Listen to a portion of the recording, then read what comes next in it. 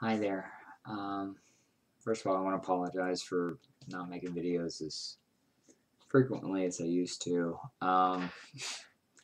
Anybody that has kids can understand that they take up a considerable amount of your time. So um, I'm kind of fortunate at this time to be able to make a video, and I think it is because I have a daughter now.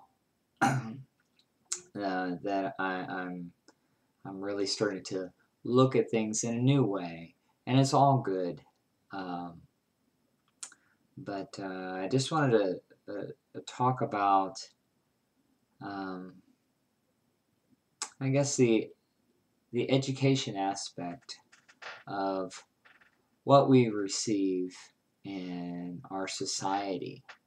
Because I can look back at my own life and the education that I received, and I can see that it is severely lacking in certain aspects of how to live. Um, I mean, you can teach somebody um, how to add. You can teach somebody what happened in the past, but at no time in my life did anybody ever teach me how to think, how to constructively evolve my consciousness. Um, and I think this is a very important aspect of human nature that is severely lacking. Um,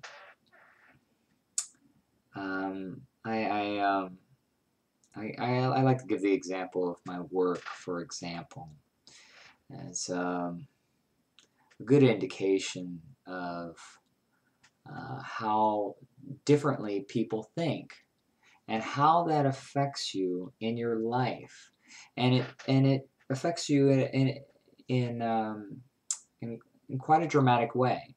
For example, I work in MRI, and I always say that in MRI the machine never changes. It's only the people that change. And of course, in MRI, there's a big problem with um, claustrophobia, people that are just terrified of being in the magnet. Um, Now, this doesn't happen to everybody, um, but the way I like to say this is that there are three ways of looking at any situation of your life. There is the way that you're currently looking at it based upon your own beliefs that you have built up along the way. There's the way that you're not looking at it based upon those same beliefs that you've built along the way. And then there's the way that it actually is. Um, so I think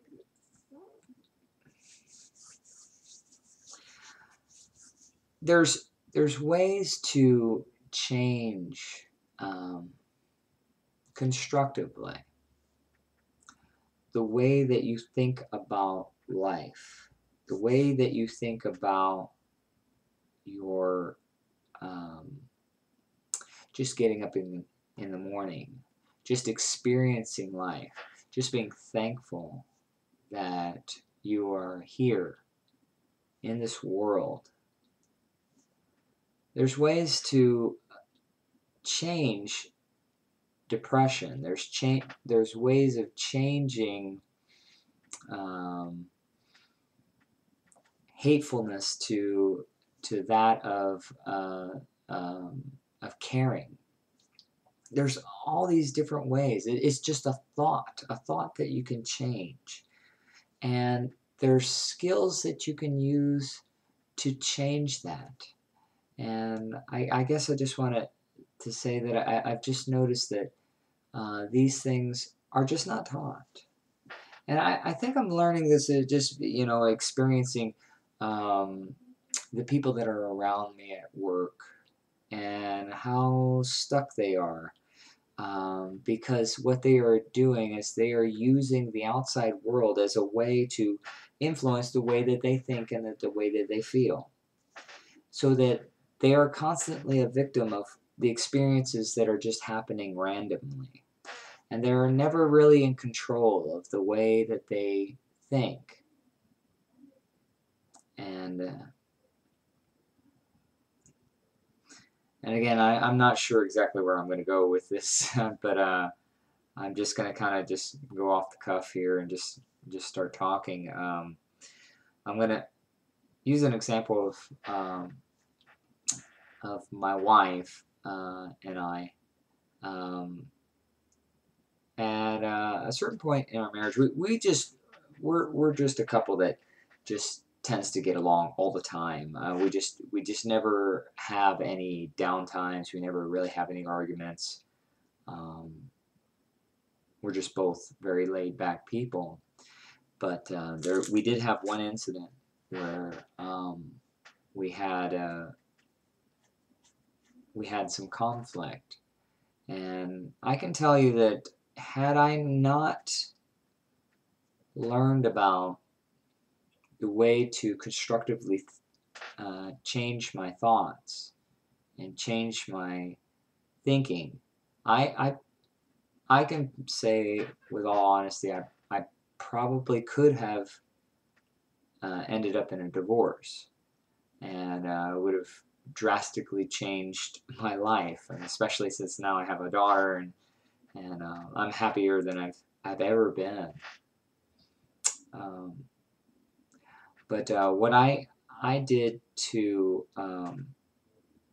change that scenario, and luckily I have a wife um, that was believing in the process that um, I had thought up, was that I decided if you focus on the problem of your relationship, you just tend to accentuate that. You make it bigger. You got to stop talking about your problems. You have to stop it. Stop talking about the problems. Because, again, the problems that you have are just a small fraction of what the overall reality is of the scenario that you're in. There are good aspects and then there are bad aspects of that situation. Whatever it is, it doesn't even matter what it is. There's a bigger picture there. And what you have to do is you have to reach for the positive aspects uh, of that scenario. If they're not easy to find, you have to get more general. Um, but I could just tell you in the situation that we were in, of course, with a couple, it's very easy. It's not very difficult at all to find that, because you got together um, based, on these things that you really liked about the person. And then along the way, you may have forgotten about that, or it just focused on some of the things that you didn't like about the person. And now you're in this place where you're focusing more on the bad things than you are on the good things. And there may be a lot more good things, but you're just focusing on the bad things. So what you got to do is stop talking about the bad things. And what we did was I had a list, and I just said, uh, I love my spouse so much because, I think that's not how I wrote it. Is I love my spouse so much because, and then you just make a list of all the things that you really love about your spouse. And of course, my spouse did the same thing. And then we read it to each other. And I'll tell you, that was one of the most powerful things that I think really brought us even closer together, was just you start expressing all the reasons why you really care about that person. And, of course, that was one way to fix a broken scenario. And that same method actually works for just about everything. You can't focus on the bad things. You have to ignore it. You have to selectively choose the reality you choose to be in. Your job, if you are displeased with your job, it's not because that your job is necessarily bad. It may not be as good as you'd like it to be, but it's not necessarily bad. There are things that you probably like about that job. You just have gotten so good at focusing on the bad aspects of your job that you can't see the good things. And it just is a bad habit. And you just have to focus on those good things. You have to change the habit. You have to change the way you look at things. You have to change the way you think. You have to monitor your thoughts. Monitor how you're thinking, how you're feeling. If you have a feeling that is really bothering you about something in your life, there's ways to change it. And again, I didn't even know about this stuff until later on in my life. There's ways that you can change a feeling that you've been, like a bad feeling that you've had all your life. Like for example, I had problems with my weight for a while. I'm not heavy for my weight at all now, but when I was younger, I was kind of a chunky kid, and I took that even later on in life as I was growing older. I still had this self-conscious feeling about my weight, and here I am. I'm about 170 pounds, and I'm like 5'9", and about 170. So I'm at a comfortable weight right now, and it's sometimes 169, 168, but right around in there.